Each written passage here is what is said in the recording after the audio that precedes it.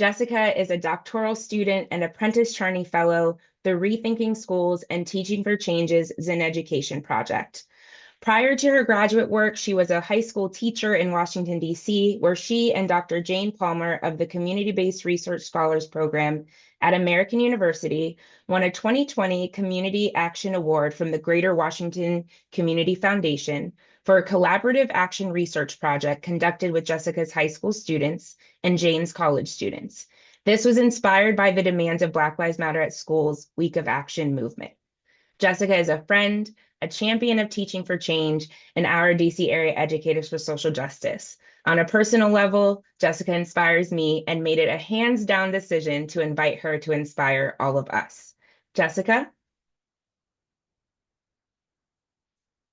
See, I gotta press these buttons too. Thank you, Keisha, for that warm welcome and introduction. I'm feeling so good.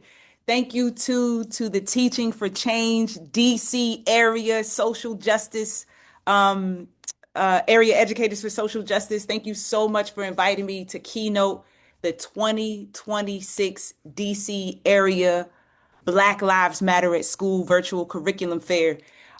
Massive shout outs to the tech team. I'm going to ask just right quick if we could dissolve the screen because I want to look at my people right quick. Let me look and see who's out here. Yes, y'all are looking good.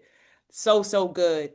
And I also want to say much debt is owed to the teachers and the truth tellers, to those who pledge to study and to struggle, to those dedicated to love, literacy, and to liberation, to those oriented towards justice and joy, to the students, to librarians, to archivists, to activists, and of course to the benevolent ancestors past and present.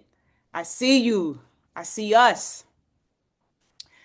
So my name is Jess, and today, y'all, I'm on fire about Black lives and baobab trees. A few weeks ago now, my partner and I visited our two friends and their two children in Senegal, West Africa. We learned and experienced so much. Some of the highlights from the trip, because there were so many, included eating jebu jin, which is Senegal's national dish, listening to Youssa N'Dour, touring Gorée Island, and visiting the Divinity Mosque as well as the African Renaissance Monument. Thank y'all for this image. Yes, because for me, the most impactful experience on the trip was our boat ride along the Sin Saloum Delta and visiting the baobab tree that lives there. Y'all, this baobab tree that you see, it's hard because the picture doesn't do it justice. It is stunningly spectacular though. This baobab tree is over 850 years old, y'all, which means it's older than the idea and the formation of the place that we call the United States of America. It's older than the MAGA regime. It's older than the MAGA regime expelling U.S. residents and citizens despite the U.S. rule of law. It's older than ICE. It's older than the lavender scare of the 20th and the 21st centuries. It's older than AI. It's older than data centers, and it's older than their gross adverse impacts on learning as well as in the environment. Y'all, this baobab tree is older than book bans. It's older than anti-truth teaching. It's older than the U.S. National Guard, which is actually currently occupying my home city, Washington, D.C., the U.S. colony of Washington, D.C. So thank y'all for showing the baobab. I want to go back to seeing my folks. Thank you. So y'all might be wondering, what does this baobab tree have to do with Black Lives Matter? You know, the Black Lives Matter at schools movement, or even this virtual curriculum fair. And I think that's a justifiable curiosity. So my response is that the Sin Saloum Baobab is old and is wise, and it embodies the principles of globalism and loving engagement. It remembers, y'all, and it lived through a time before this current time and teaches us that the way things currently are isn't the way things have always been, nor is it the only way things can be. And we must teach these truths. As educators and as teachers dedicated to truth teaching, we are like this baobab tree, while this current regime is like the sunny savanna and the fungus that attempts to wreak havoc. And although they wreak havoc, because that's what they do, The baobab tree endures and it helps everyone around them endure and thrive under some of the harshest conditions. That's right, y'all. Baobabs are not only old and massive, they can grow to be about 100 feet tall and 105 feet wide, but they are multifunctional. They provide shelter and food to humans and animals alike. They can store vast amounts of water, up to 32,000 gallons, which is particularly important during dry seasons. And some communities even use parts of the baobab as fuel, as dye, or to make paper, cloth, or rope. So, although this current political regime is working hard, real hard, to starve and deprive our students, our communities, and us of the truth, we are like that baobab tree. We provide emotional, intellectual, and political food and shelter when we teach truthfully. Although the ruling elite are manufacturing dry seasons by campaigning for worldwide white supremacy, we are like that baobab tree. We've been storing gallons and gallons of water for generations, and we have never left our people thirsty, and we won't start now. Instead, we hydrate our people when we teach truthfully.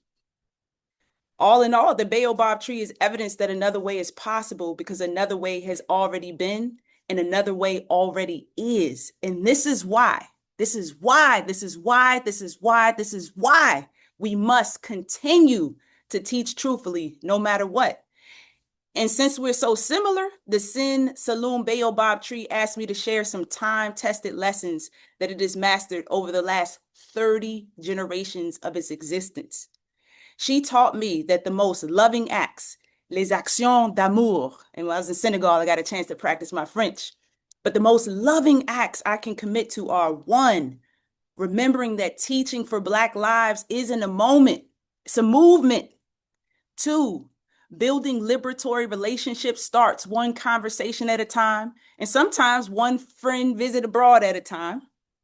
Three, that engaging justly and peacefully happens everywhere, from my classroom to the community room. Four, she said, Jess, you got to theorize globally and teach locally. In other words, she's saying think locally, but act, think globally, but act locally. And then five, she said, Jess, you got to remember that the we is much stronger than the me. So listen, y'all, I can't hold y'all. They they got money and they got temporary power. But we, all of us, got many and we have people power. So with this in mind, let us pledge to teach the truth and to make concrete demands. I heard you, Sam. I'm right there with you. And let's take organized collective action. Remember, we demand an end to zero tolerance and we demand the implementation of restorative justice. We demand that Black teachers be hired and retained. We demand that Black history and ethnic studies be core curriculum. We demand counselors, not cops. We demand. And this is the real kicker right here, y'all. Let us make and take our demands from Georgia Avenue to Gaza, from V Street to Venezuela, from Congress Heights to the Congo, and of course from DC to Dakar. And remember, y'all, that the lessons that we learn and that we teach today, as well as the demands we make, will survive us for many todays and many tomorrows. It will sustain our communities across many continents for many generations to come, just like the baobab tree. So let us continue to instruct, to instigate, and to institution build because we take seriously the lessons of the Sin Saloon Baobab tree and because we know what's at stake, y'all, our very lives, our very Black lives. So don't meet me on February 2nd through February 6th. Beat me to February 2nd and February 6th because we all we got. So with so much love, I want to just say thank you, thank you, thank you. Let's fire this thing up, y'all. Wow, wow, wow, wow, wow. So now y'all know why it was a hands down decision to bring Jess to the stage with us this morning. I'm just seeing, Jess, I hope you see the love one in the chat, these emojis that are flying all around for you. I know there's only such a short bit of time before we send everyone on their way. But before we go, Jess, I just want to ask you, and you kind of gave a little bit of that through this powerful keynote. What is bringing you joy in the resistance, and how do we continue to keep that joy going as we move forward? Thank you, Keisha. Powerful question. Honestly, it's simple. Like if I'm not traveling and visiting friends abroad, what brings me joy is making lists of groups of people who are doing the thing, right? One of those groups of people is Teaching for Change. Another one of those groups of people is the Movement History Initiative. And so then I get together with those folks and we think about how we can share the histories of these movements to keep it moving.